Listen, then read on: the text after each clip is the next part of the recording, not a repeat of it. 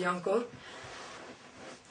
Continuing about the Draconians, why they were my favorite race.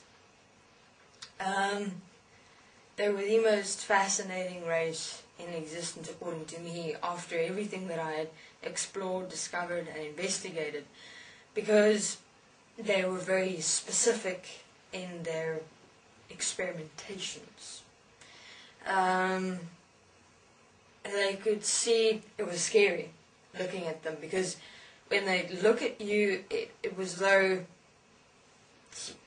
you know, you get, when someone looks at you, sometimes you get that little shudder down your spine, something like that. I remember the first time I saw one of them, well, we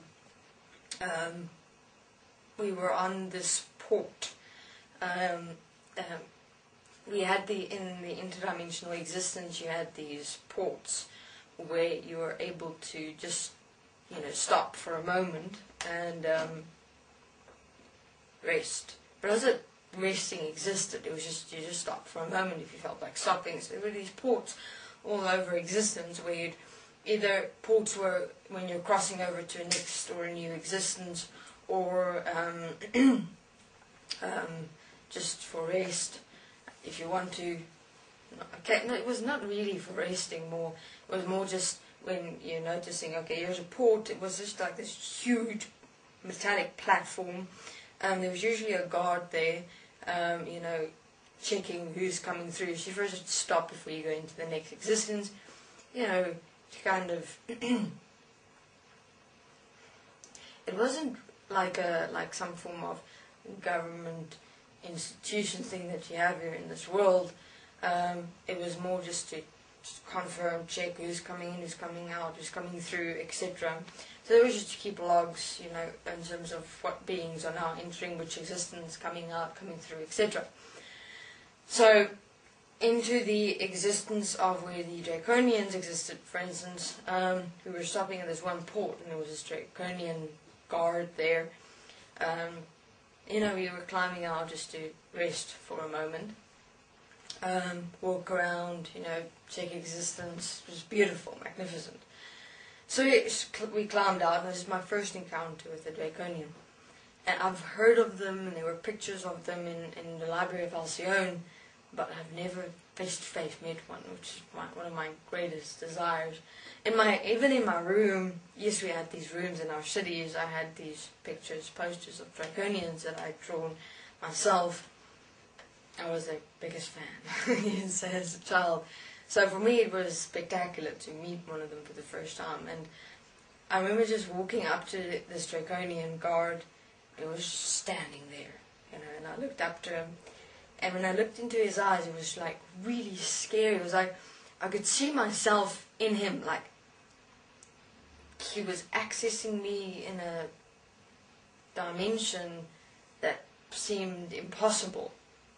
It's like I was like baffled for him, because when I looked into his eyes, it was like I could see myself there inside him. It was strange. Like we'd swapped or something, and I could just experience his presence inside me. Like I felt larger, bigger, huger. The strength and the might of that Draconian was overwhelming. And so here I was, this little frightened young man, don't know where to look, what to do, what to say, completely uncomfortable. And the Draconian just asked, what do you want, and what are you doing here? And, you know, we just say we're explorers, we're investigating and discovering existence through curiosity, taking notes, etc. And that's all. He didn't say anything else, he just nodded.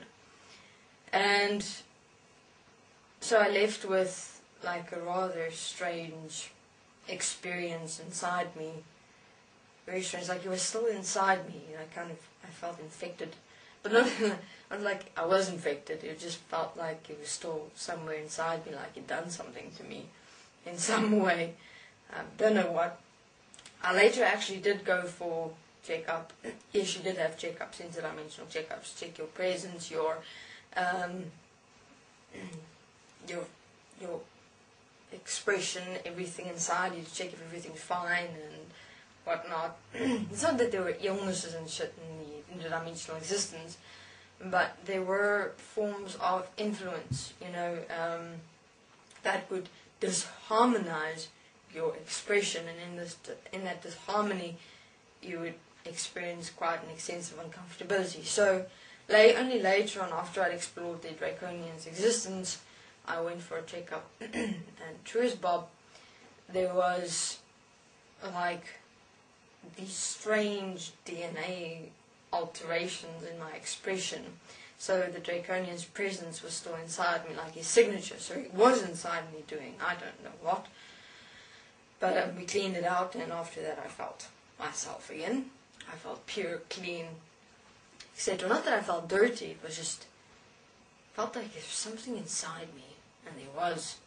It wasn't my imagination. Thank goodness for that, because if it were my imagination, that would have really messed me up pretty good. So we investigated the Draconians' existence, their cities, their way of living in existence was magnificent. They're very creative beings. In their creativeness, saying that they're specific would be a disgrace to the definition of their application. They're beyond specificity. They're so intricate with every detail in what they do. It's astounding, amazing. And the Draconians played around a lot with spacecrafts, programming spacecrafts. I'd say they were the most intelligent race in existence. So we tried once to go in without being noticed, and that turned out to be a fuck up, because they could see us. We were like walking around there, trying to go unnoticed, perceiving we were, and all of a sudden we just got grabbed by our arms and shoved in front of the Draconians, and they asked us, "What are you doing here? Why are you trying to go unnoticed?" And so that if shitting in your pants existed interdimensionally, that would have been my expression in that moment. I wouldn't have been surprised if that really happened. Okay, so those were my encounters with the Draconians, trying to go unnoticed sometimes. But they were also very, secretive race. They only showed this much of what they really are able to do. So, this is Yankor. I'll continue in my next interview. Thanks.